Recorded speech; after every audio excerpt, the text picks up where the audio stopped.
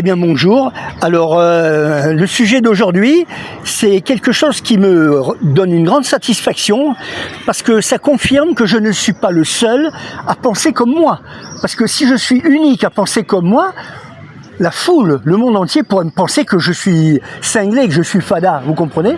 Tandis que là, il y a mon caméraman, celui qui me filme là actuellement, qui m'a présenté un texte qui est issu de l'IA, intelligence artificielle, mais où il y a des témoignages de gens, des savants, qui finalement qui pensent comme moi. D'ailleurs, mon caméraman, il croyait que tout ce que j'ai dit jusqu'à présent, je l'ai lu quelque part, ou je me suis inspiré d'un site, que ce soit TikTok ou Instagram. Non, c'est tout de moi, de mon imagination. Tout ce que j'ai dit jusqu'à présent, à part, bien sûr, quand je parle des extraterrestres, des choses que j'ai vues, hein, ça ne sort pas de mon imagination. Mais toute ma philosophie, mon état d'esprit, quand je parle du Big Bang, tout ça, c'est de moi-même. Et je ne savais pas que d'autres personnes pensaient comme moi. Je pensais être unique, pensais être une bête à part. Bon, je suis content qu'il y a des gens intéressants, influents d'ailleurs, qui sont renommés, qui ont une haute réputation de savants et qui confirment en quelque sorte ce que je dis. Alors voilà de quoi il s'agit. Je ne fais que lire, c'est pas de moi, mais ça rejoint mes pensées, ça rejoint ce que j'ai moi imaginé. Voilà. Alors, je dis « Bonjour, c'est Ralph, et aujourd'hui on va parler d'une idée qui donne littéralement le vertige. Et si notre univers tout entier était né à l'intérieur d'un trou noir ?» Ça paraît sorti d'un film de science-fiction. Pourtant, certains physiciens prennent cette hypothèse très au sérieux. Des équations de la relativité générale jusqu'aux théories les plus modernes sur l'espace-temps, plusieurs modèles suggèrent qu'un trou noir peut être engendré un nouvel univers complètement séparé du nôtre. Dans cette vidéo, on va explorer une idée folle. Et si chaque trou noir était en réalité une porte vers un autre cosmos? Accrochez-vous, parce qu'on va parler de singularité, de rebond, de l'espace-temps, d'univers bébé, c'est-à-dire en formation, et peut-être même de l'origine cachée de notre propre univers. L'idée de base est la suivante. Quand une étoile énorme s'effondre, elle peut former un trou noir. Selon la relativité générale d'Einstein, toute matière continue théoriquement à s'écraser vers un point de densité infinie, la singularité. Mais beaucoup de physiciens pensent que les densités infinies signifient surtout nos équations ne marchent plus ici, parce qu'à ces échelles minuscules, la gravité, la mécanique quantique, l'espace, le temps deviennent complètement extrêmes. Alors certains modèles proposent autre chose. Au lieu d'une fin absolue, l'effondrement pourrait provoquer un rebond de l'espace-temps. Et ce rebond pourrait créer une nouvelle région d'espace avec sa propre expansion, son propre Big Bang. Autrement dit, notre univers pourrait être l'intérieur d'un trou noir né dans un autre univers. Le plus fou, c'est que depuis l'extérieur du trou noir parent, le père du trou noir, la formation du trou noir donc, ce nouvel univers serait inaccessible. Pourquoi ? Parce que l'horizon des événements agit comme une frontière. Rien ne peut revenir vers l'univers parent, même la lumière.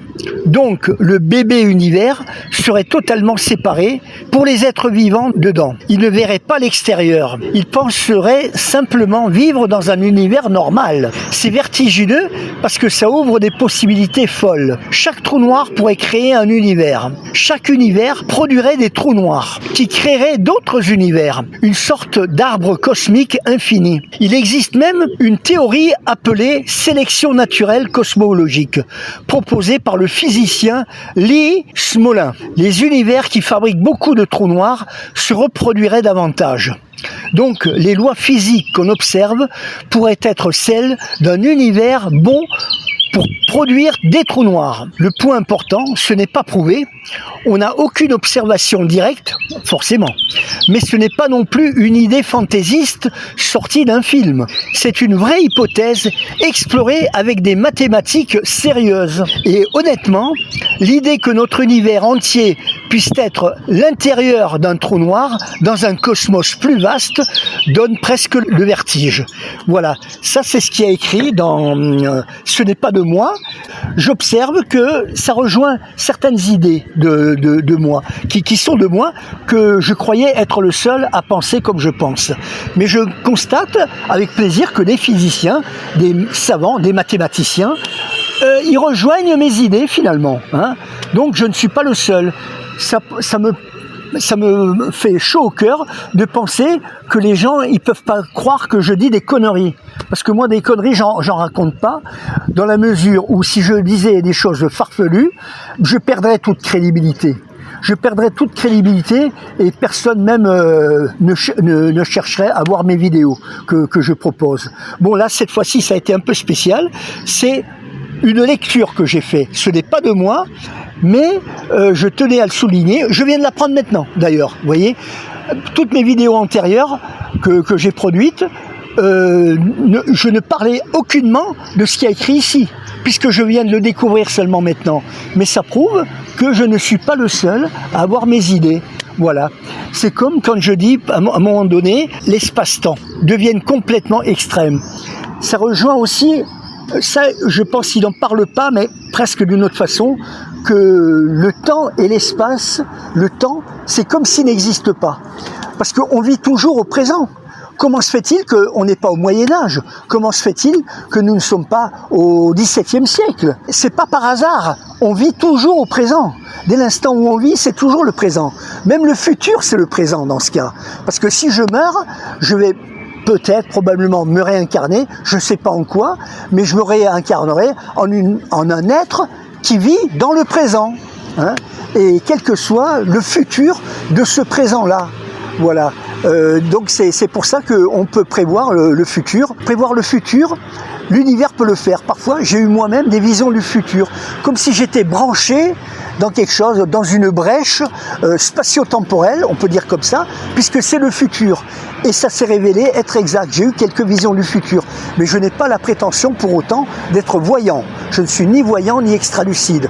Mais il m'est arrivé d'avoir vu des choses et je ne suis pas le seul. Comme je l'avais déjà une fois dit dans une précédente vidéo, ça c'est mes pensées à moi et je ne crois pas me tromper justement. Moi, ça me fait du bien de voir qu'il y a des gens qui pensent également comme moi. C'est que les mêmes causes produisent les mêmes effets et ça c'est indiscutable. Quel que soit l'endroit où je jette quelque chose, ça ne peut tomber nulle part ailleurs qu'à cet endroit. C'est dû à la gravité, la pesanteur, l'hygronométrie de l'air, la forme de l'objet que je lance, la force avec laquelle tout est lié. Tout est lié. Et ça aboutit à un effet qui est justifié par une cause. Et l'ensemble de tous ces effets qui nous entourent, que ce soit la gravité, tout ce qui existe, est un effet qui est produit par une cause. Mais l'ensemble de ces effets, à leur tour, produisent des nouveaux effets, des nouvelles causes, et qui elles-mêmes produisent en conséquence des nouveaux effets dans le futur. Ils n'existent pas encore, mais c'est comme s'ils existaient déjà, dans la mesure où c'est virtuel, mais c'est une réalité virtuelle qui va arriver, puisque les mêmes causes produisent les mêmes effets. Donc même les causes et les effets qui ne sont pas encore arrivés, mais qui vont se produire par effet de cause, eh ben, à leur tour, ils produiront des nouveaux effets qui sont antagonistes à leur nouvelle cause. Voilà. Je vous remercie de m'avoir écouté. Merci et à la prochaine. Au revoir.